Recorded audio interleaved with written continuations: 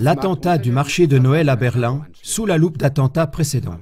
Le lundi 19 décembre 2016, un poids lourd polonais a foncé dans la foule sur un des marchés de Noël de Berlin.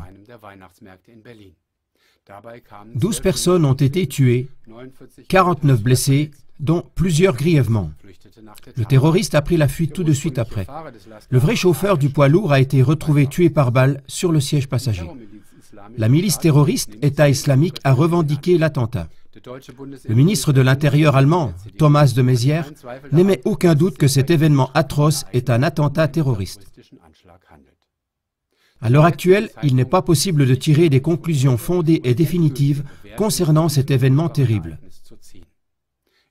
Avec cette émission, jetons un coup d'œil sur des attentats précédents pour mieux comprendre les arrière-plans possibles d'attentats terroristes au moyen d'éléments récurrents.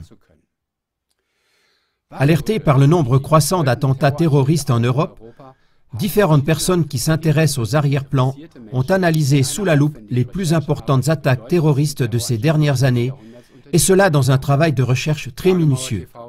CLA-TV a publié le résultat de cette recherche sous la forme d'une brochure A5 de 28 pages. Selon les personnes qui ont fait ces recherches, des choses incohérentes qui sautent aux yeux et qui se répètent permettent d'établir des schémas d'attentats terroristes. Ces personnes en déduisent que derrière les attaques terroristes, il y a d'autres liens de cause à effet que ceux qui nous sont transmis officiellement. Dans ce qui suit, sont énumérés les schémas d'attentats terroristes les plus flagrants à l'aide desquels on peut éclairer les événements actuels comme avec un calque. Vous trouverez les détails dans les sources données dans le générique à la fin de l'émission. Premier schéma d'attentat terroriste. Les pièces d'identité des prétendus auteurs ont été trouvées. Pour les attentats suivants, les papiers d'identité des auteurs présumés ont été trouvés mystérieusement. Premier cas, 11 septembre 2001, attentat du World Trade Center à New York. Les tours jumelles ont été en grande partie pulvérisées. Comme par miracle, le passeport d'un auteur a survécu au crash de l'avion, a voltigé contre la direction du vent et s'est déposé sur la route. Deuxième cas, 7 juillet 2005, les attentats de Londres. Les papiers d'identité des prétendus kamikazes ont été trouvés intacts sur le lieu du crime malgré l'explosion. Troisième cas, 7 janvier 2015. Attentat contre la rédaction du journal satirique Charlie Hebdo. Un des auteurs a perdu son passeport précisément dans la voiture avec laquelle il s'est enfui. Quatrième cas, 13 novembre 2015. Attentat de Paris. Les papiers d'identité se trouvaient juste à côté du kamikaze. Ces explications sont complètement absurdes. Il ne viendrait à l'idée d'aucun criminel de prendre ses papiers d'identité et sûrement pas de les déposer sur le lieu du crime, à moins qu'il les ait perdus exprès pour orienter sur une fausse piste.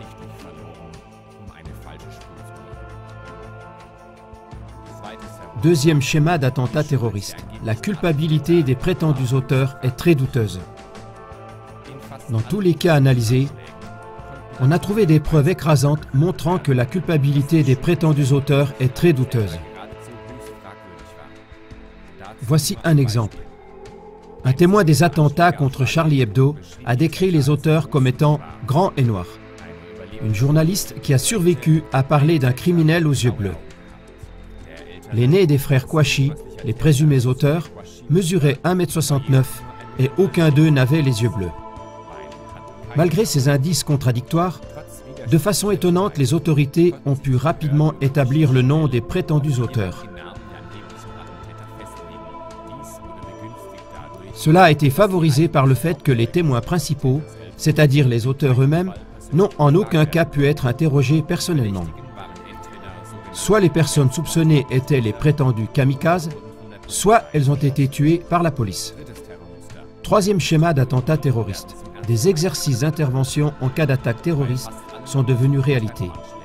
Pour tous les attentats terroristes analysés, il y avait des exercices d'intervention avec un entraînement exactement similaire au scénario qui s'est effectivement produit. 19 avril 1995. Attaque à la bombe sur le bâtiment gouvernemental à Oklahoma City. 11 septembre 2001. Attentat sur le World Trade Center à New York. 11 mars 2004. Attentat dans des trains à Madrid. 7 juillet 2005. Attentat dans le métro à Londres. 22 juillet 2011. Attentat à la bombe dans le quartier du gouvernement à Oslo et massacre sur l'île d'Utøya en Norvège. 15 avril 2013. Marathon de Boston. 13 novembre 2015. Attentat à Paris. 22 juillet 2016. Attentat à Munich. Si maintenant on prend la formule mathématique des compagnies d'assurance qui permet de calculer la probabilité pour que pendant une période de 10 ans, le scénario d'un exercice d'intervention corresponde à la réalité, le résultat est 1 sur 10 exposant 41. C'est un chiffre avec 41 zéros. Cela équivaut à plusieurs billions de fois le nombre de tous les grains de sable sur la Terre. Ce calcul de probabilité nous rappelle la citation bien connue de l'ancien président américain Franklin Roosevelt. En politique, rien n'arrive par hasard, et si jamais quelque chose arrive par hasard, alors on peut être certain que cela a été planifié ainsi. Quatrième schéma d'attentat terroriste. Les attentats sont instrumentalisés par les gouvernements. Ce qui attire l'attention, c'est qu'après chaque attentat présumé, les droits des citoyens sont davantage restreints et la position de suprématie des gouvernements s'étend constamment. Ainsi, après les attentats du 11 septembre 2001, les droits fondamentaux du peuple américain ont été considérablement restreints par le USA Patriot Act. Après les attentats en Grande-Bretagne, la technique de vidéosurveillance a été aussitôt imposée. En France, les achats avec l'argent liquide ont été strictement réglementés et l'état d'urgence a été proclamé. Après la tuerie de Munich, la chancelière allemande Angela Merkel a établi un plan en 9 points qui contient la préparation de mobilisation militaire intérieure ainsi que, une fois de plus, un durcissement de la législation sur les armes. Ainsi, on observe que les attentats terroristes sont instrumentalisés d'une manière ou d'une autre par les gouvernements. Après les attentats, les gouvernements reçoivent des moyens et des pouvoirs qu'ils n'auraient jamais eus sans cela. Conclusion. Ces schémas et ces incohérences récurrentes des attentats ont conduit différents journalistes à conclure qu'il ne s'agit pas d'attentats et de tueries isolées, mais qu'il s'agit d'un management du terrorisme stratégiquement planifié avec des attentats mis en scène. Vous trouverez des informations plus explicites dans les émissions qui apparaissent à l'écran.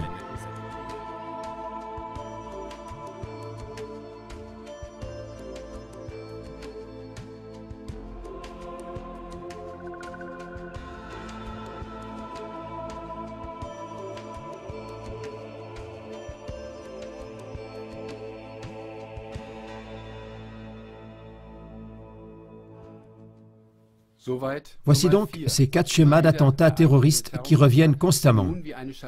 On peut maintenant poser ceci comme un calque sur les événements actuels du marché de Noël à Berlin et il nous aide à évaluer et à poursuivre l'observation de cette situation et ses relations de cause à effet. Par rapport au premier schéma d'attentats terroristes, les papiers d'identité des présumés auteurs, l'agence d'information Reuters nous a appris le 21 décembre que des papiers de demande d'asile d'un Tunisien avaient été trouvés dans la cabine du poids lourd. À partir du mercredi 21 au soir, les autorités allemandes ont recherché dans toute l'Europe le Tunisien Anis Amri, âgé de 24 ans. D'après le deuxième schéma de terrorisme, la culpabilité douteuse des auteurs, ce ne serait pas étonnant si le présumé auteur était retrouvé mort ou tué. Observez ce déroulement et les autres à l'aide des 4 schémas d'attentats terroristes ou calques énoncés. Comme annoncé précédemment, vous trouverez dans la brochure d'une grande actualité, les attentats sous la loupe, d'autres schémas d'attentats terroristes, détails et réponses aux questions qui en résultent. Cette brochure n'existe pas en français. Bonne soirée. Guten Abend.